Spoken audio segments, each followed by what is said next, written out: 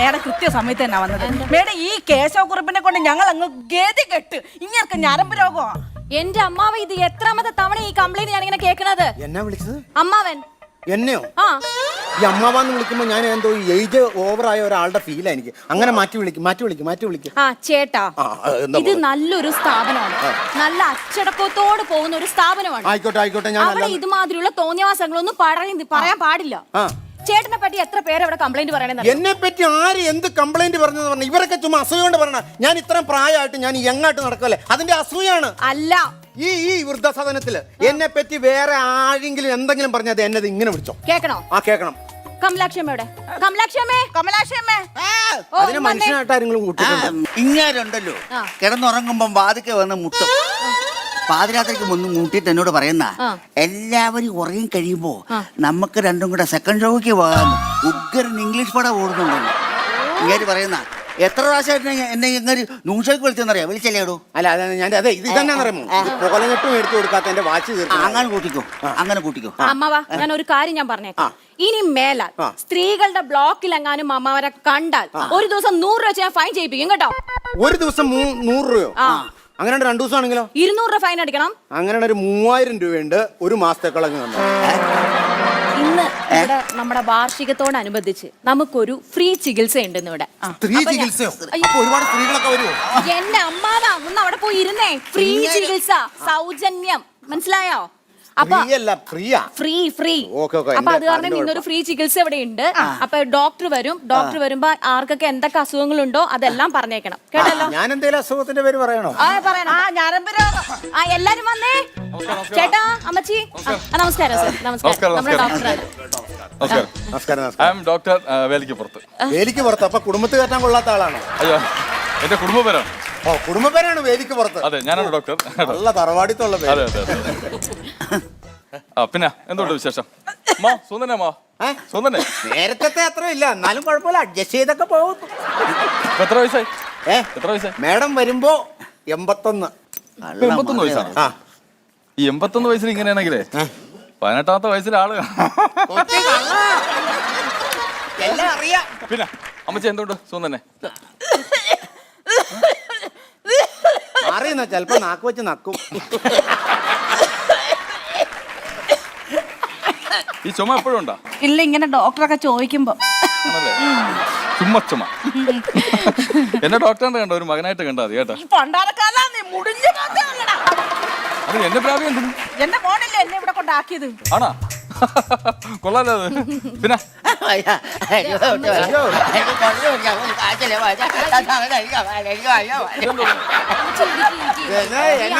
ഹച്ചിലെ പട്ടി കിടന്നു.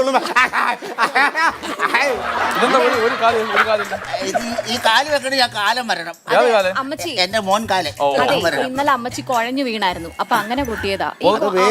കൂടിപ്പോയി, അതാ കുഴഞ്ഞു വീണത്. ബോധം കെട്ട് വീണു. അത് പേടിക്കേണ്ട കാര്യം. ഈ ബോധം കെട്ട് ഈ ഭക്ഷണത്തിന്റെ ചില പ്രശ്നങ്ങളായിരിക്കും. ഈ ബോധം കെട്ട് വീഴുന്നവർ ഒരു പ്രശ്നം ഡോക്ടറിനെ കാണേണ്ട, മരുന്ന് കഴിക്കേണ്ട കാര്യമൊന്നുമില്ല.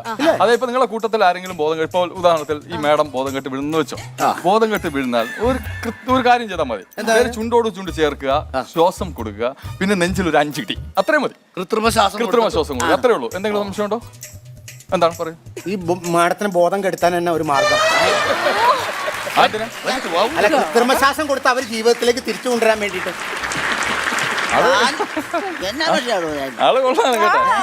അങ്ങനെ പിടിച്ചു ചങ്ങാലി കിടണം. അപ്പോ ഞാന് സത്യത്തിൽ ഇവിടെ വന്നത് മേഡം ഒന്ന് പറഞ്ഞു മനസ്സിലാക്കി. ബോധം കെട്ടി വിടാ. ഹലോ, ശ്വാസം കൊടുക്കൂ പ്ലീസ്. ശ്വാസം കൊടുക്ക്, വേഗമാട്ടെ. എന്ത് ശ്വാസം കൊടുക്ക്? അയ്യോ, ഇതിന് ഞാൻ കൃത്രിമ ശ്വാസം കൊടുത്ത പട്ടുനൂൽ പുഴു എന്നെ കടിക്കും. അയ്യോ, ഇത് ഈ പുള്ളി പെരുക്കിയ ബലിയാണ്. അതെ, പേടിക്കേണ്ട കാര്യം. കാരണം ആകെ 100 ഗ്രാം ഓക്സിജൻ ഇതിനകത്തുണ്ടായിരുന്നു. അത് ഇതിനകത്ത് നിറച്ച് പേടിക്കേണ്ട കാര്യമില്ല. ഇനി കുഴപ്പമില്ല, ഇനി ഒരു 5 വർഷത്തേക്ക് പുള്ളിക്ക് ഒന്നും സംഭവിക്കേണ്ട കാര്യമില്ല. മേഡം ഒന്ന് പറഞ്ഞു കൊടുക്കും എന്താണ് കാര്യം. അപ്പൊ എല്ലാരും ശ്രദ്ധിക്കൂ. ഇന്ന് നമുക്ക് സാറ് വന്നിരിക്കുന്നത് നമുക്കൊരു സ്പെഷ്യൽ ട്രീറ്റ്മെന്റ് ആയിട്ടാണ്. അത് എന്താന്ന് വെച്ചാൽ ലാഫിംഗ് തെറാപ്പി. തറന്നുക്കാൻ വന്നല്ലേ? തറന്നുകാനല്ല, തെറാപ്പി. ഈ ലാഫിംഗ് തെറാപ്പി നിങ്ങൾ കേട്ടിട്ടുണ്ടോ? പിന്നെ ആള് കുറച്ച് ഇതാണല്ലേ ഇവിടെ അല്ലേ? എവിടെയും വേണമല്ലോ ഒരു ചുള്ളിക്കുത്തുള്ള അപ്പൊ ഈ ലാഫിംഗ് തെറാപ്പി എന്ന് പറഞ്ഞാൽ അതായത് നമ്മുടെ മനസ്സ് എപ്പോഴും ഫ്രീ ആയിരിക്കണം. ദുഃഖമാണെങ്കിലും എന്ത് ദുഃഖം ഉണ്ടെങ്കിലും നമ്മുടെ മനസ്സ് ഫ്രീ ആവും. അതാണ് ചിരി കൊണ്ടാണ് നമ്മൾ ഈ ലാഫിംഗ് തെറാപ്പി ചെയ്യുന്നത്. ഈ ലാഫിംഗ് തെറാപ്പി നമ്മൾ ചെയ്താൽ കൂടുതൽ ചിരിച്ചാൽ നമുക്ക് ആയുസ് കൂടും. അതെ, ആയുസ് കൂടും. ഏറ്റവും കൂടുതൽ ചിരിക്കുന്നവർക്ക് ആയുസ് കൂടും എന്നാണ് പറയാറ്. ഡോക്ടർ ഞങ്ങളുടെ ആയുസ് കൂട്ടാൻ വേണ്ടി വന്നതാണ്. അതെ, മക്കൾക്കും വേണ്ട വീട്ടുകാർക്കും വേണ്ട എങ്ങനെയും മുകളിലോട്ട് പോകണമെന്ന് കരുതി നിൽക്കുന്ന ആൾക്കാരാണ്. അതിന്റെ ഇടയ്ക്ക് ചിരിച്ചിരി ആയുസ് കൂട്ടാൻ വേണ്ടി വന്നേക്കണം. അത് ചെറിയ വിഷമം കൊണ്ട് പറഞ്ഞതാണ് കേട്ടോ. നമ്മൾ ചിരിച്ചുകൊണ്ട് ഈ തെറാപ്പി ചെയ്താൽ നമുക്ക് ഒരു പ്രശ്നങ്ങളും ഉണ്ടാവത്തില്ല. അതെ, ചിരിച്ചുകൊണ്ട് ഈ തെറാപ്പി ചെയ്താൽ ഒരു പ്രശ്നങ്ങളും ഉണ്ടാവത്തില്ല. ഇനി പുള്ളി അങ്ങനെ എനിക്ക് ഇനിയും ജീവിക്കണം. ഒരു 90 വയസ്സ് വരെ ജീവിച്ചു കിട്ടിയ ഉള്ള ആഗ്രഹമാണ് എനിക്ക്. ലൈനടിക്കാൻ വേണ്ടിട്ടാണ്. അത് മനസ്സിലായി. നമ്മൾ ചിരിച്ചുകൊണ്ട് ഈ തെറാപ്പി ചെയ്താൽ നമ്മുടെ ജീവിതത്തിൽ ഒരു പ്രശ്നങ്ങളും ഉണ്ടാവും. ഇതുപോലെ ഒരു പ്രശ്നം ഉണ്ടായതിനു ശേഷം ഞാനിവിടെ വന്ന് നിന്നത്. എന്താ പ്രശ്നം? അതായത് മരുമോളുടെ അച്ഛൻ മരിച്ചു. എല്ലാവരും അലമുറയിട്ട് അങ്ങോട്ട് കരയാ. എനിക്ക് ഈ പുള്ള മുഖം അങ്ങനെ കോടിയിരിക്കാൻ വേണ്ടി ചിരി വന്നു. ഞാനൊന്നും നോക്കല്ലോ, ഒറ്റ ചിരിയാന്ന് വെച്ചെടുത്തു. ചിരിച്ച് മടുത്തിട്ട് കണ്ണു തുറന്ന് നോക്കുമ്പോ ഞാനിവിടെയാ. നിങ്ങൾക്ക് ആ ചിരിക്കാനുള്ള മനസ്സില്ലേ?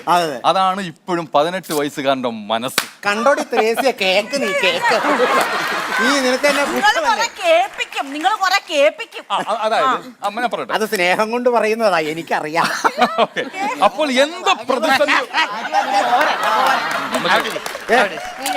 ആ ഉണക്കമുന്തിരിയോട് ഞാൻ വെള്ളം വിളിച്ചാൻ പറയൂട്ടോ. പോട്ടെ. അപ്പൊ എന്ത് പ്രതിസന്ധി ഉണ്ടായാലും നമ്മൾ ചിരിച്ചങ്ങ് അതിനെ തള്ളണം. മനസ്സിലായി? ചിരിച്ചങ്ങ് തള്ളണം, അത്രേ ഉള്ളൂ.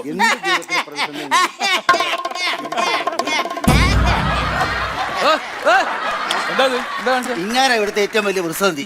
അതുകൊണ്ട് ചിരിച്ചോണ്ടങ്ങ് തള്ളിയ എന്ത് രസമാണല്ലേ കൊച്ചു കുട്ടികളെ പോലെ. മേഡത്തിന് ഒരുപാട് സമയം പോലെ. അപ്പൊ നമുക്ക് ക്ലാസ് തുടങ്ങാം. ഓക്കെ, ലാഫിംഗ് തെറാപ്പി ഞാൻ ചെയ്യുന്നത് പോലെ ചെയ്യുക. അപ്പോൾ എന്ത് വിഷമമുണ്ടെങ്കിലും നമുക്ക് ലോകത്തിന് എന്ത് വിഷമമുണ്ടെങ്കിലും നമ്മൾ ചിരിക്കുക. അത് കറക്റ്റ്. 18 വയസ്സാണ്. ഓക്കെ, അപ്പോൾ ഞാൻ തുടങ്ങാൻ പോവുകയാണ്. ശ്രദ്ധിച്ചോ.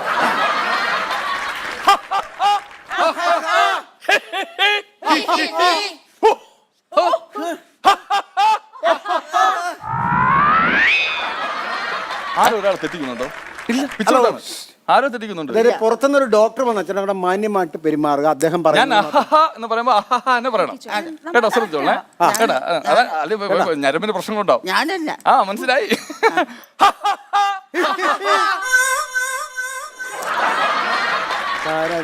അമ്മ ഒന്ന് പറഞ്ഞേ.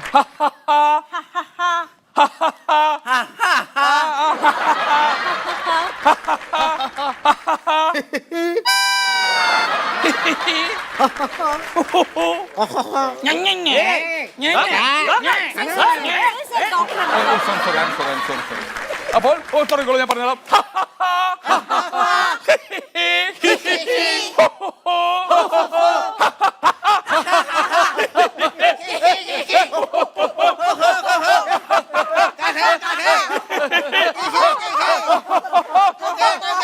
ഹലോ,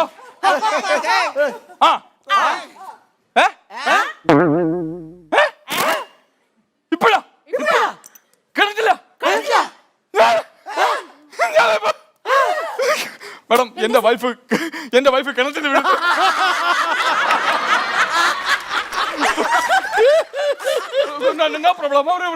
പൊട്ടി വന്ന് തല വീഴുന്നു. 38 തയ്യ.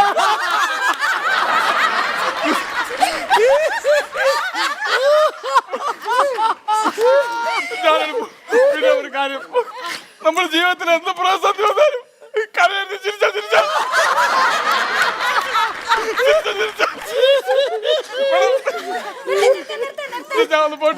സാർ പോലെ ഒരു കാര്യം കൂടി ചോദിക്കാറുണ്ട്. ഞങ്ങൾക്ക് വൈറ്റ്ലയില് ഇതുപോലെ ഒരു സഹോദര സ്ഥാപനം കണ്ട് ഈ പ്രായമായവരൊക്കെ എടുത്തുന്ന സഹോദര സ്ഥാപനമുണ്ട്. അപ്പൊ അവിടെ സാറിന് ഒന്ന് വന്ന് ക്ലാസ് എടുക്കാൻ പറ്റുമോ? ഇല്ല, എനിക്ക് അവിടെ വരാൻ പറ്റില്ല. എന്റെ അമ്മ അച്ഛനെ ഞാൻ അവിടെയാണ് കൊണ്ടാക്കിയത്. അതെ, ഈ വൃദ്ധസദനത്തിൽ ഇഷ്ടം പോലെ ഓട്ടുണ്ട്. നമ്മൾ ശരിക്കും ഒന്ന് ക്യാൻവാസ് ചെയ്ത് ഇഷ്ടം പോലെ ഓട്ട് നേതാവിന് തന്നെ പെട്ടി വീഴും. അപ്പൊ ശരിക്കും അറിഞ്ഞൊന്ന് പിടിച്ചോ. അറിയില്ലേ? സാർ ഇന്നലെ വരുമെന്നാണല്ലോ പറഞ്ഞിരുന്നത്. ഇന്നലെ പ്രചരണം ഉണ്ടായിരുന്നു. പ്രചരണം കഴിഞ്ഞപ്പോഴാണ് മനസ്സിലായത് മണ്ഡലം മാറിപ്പോയി. അപ്പൊ തന്നെ വേറെ മണ്ഡലത്തിലേക്ക് പോയി. ഇതാ ഞങ്ങളുടെ ശരിക്കും മണ്ഡലം. ഞങ്ങളുടെ നേതാവാ ഇപ്രാവശ്യം മത്സരിക്കുക. ചിഹ്നം എന്നാന്നറിയാമോ? കറക്റ്റ് മുഖം പോലുള്ള ചിഹ്നം കിട്ടിയല്ലോ. വോട്ട് ചിഹ്നത്തിലൊക്കെ ആരെങ്കിലും മത്സരിക്കുള്ളൂ. മത്സരിക്കുമെന്നു ഈ നേതാവ് ഇടയ്ക്കിടയ്ക്ക് പാർട്ടി മാറുക എന്നൊരു പരാതിയുണ്ട്. ഓന്ത് ചിഹ്നമാകുമ്പോ പാർട്ടി മാറിയാലും പ്രശ്നമില്ലല്ലോ, ആവശ്യം പോലെ മാറാമല്ലോ. ഞങ്ങളുടെ സ്ഥാനാർത്ഥിക്ക് ഓന്തിന്റെ ചിഹ്നം കിട്ടിയില്ല. നമ്മുടെ സ്വാധീനം വെച്ച് ഞങ്ങൾ ഈ ഓന്ത് ചിഹ്നം മേടിച്ചെടുത്തതാണ്. അപ്പൊ ഇങ്ങനെ തന്നെയാണ് ഈ മണ്ഡലത്തിലെ സ്ഥാനാർത്ഥി എന്ന് ഉറപ്പിച്ച്. ഇങ്ങനെ തന്നെയാണ്. അല്ല ഞാൻ കൂടാതെ ഒരു 75 സ്ഥാനാർത്ഥികളുടെ നോമിനേഷൻ കൊടുത്തിട്ടുണ്ട്. അല്ല, കേരളത്തിൽ ആകെ 20 സീറ്റല്ലേ ഉള്ളൂ. പക്ഷെ ഞങ്ങളുടെ മണ്ഡലത്തിൽ ഞങ്ങൾ 75 പേരുടെ നോമിനേഷൻ കൊടുത്തിട്ടുണ്ട്. ആരാ ജയിക്കുന്നത് ആരാ നിൽക്കുന്നത് എപ്പോഴാ പോകുന്നതെന്നും പറയാൻ പറ്റത്തില്ല. കഴിഞ്ഞ തവണ ഇവിടെ വന്ന് ഇങ്ങനെ വോട്ട് ചോദിച്ചു പോയിട്ട് പിന്നെ 5 വർഷം കഴിഞ്ഞ് ഇപ്പോഴാണ് കാണുന്നത്. അല്ല, ചോദിക്കാൻ പറ്റും, നിങ്ങൾ ഈ സിനിമാ നടന്മാരൊക്കെ എന്തിനാണ് ഈ മത്സരത്തിന് നിർത്തുന്നത്? സിനിമാ നടന്മാരെ മത്സരിക്കുന്നത് എന്താന്ന് വെച്ച് കഴിഞ്ഞാൽ ഈ മണ്ഡലത്തിൽ നിന്ന് ജയിച്ചു പോയി കഴിഞ്ഞാൽ നിങ്ങൾക്ക് കാണാൻ പറ്റിയില്ലെങ്കിലും നിങ്ങൾക്ക് അവരെ TV കാണരുതോ? അതുകൊണ്ടാണ് സിനിമാടന്മാരെ നിർത്തുന്നത്. അതെ, കഴിഞ്ഞ തവണ വന്നപ്പോ എന്താണ്ട് വാഗ്ദാനങ്ങളെ ഇവിടെ സ്വർഗമാക്കുമെന്നോ നരകമാക്കുമെന്നോ എന്താണ്ടൊക്കെ റെഡിയാക്കാന്നൊക്കെ പറഞ്ഞു. ഒന്നും കിട്ടിയില്ല. ഞാൻ എന്റെ വാഗ്ദാനം ഒന്നും തെറ്റിച്ചിട്ടില്ല. കഴിഞ്ഞ പ്രാവശ്യം ഞാൻ ജയിച്ചപ്പോ എന്നാ പറഞ്ഞത്?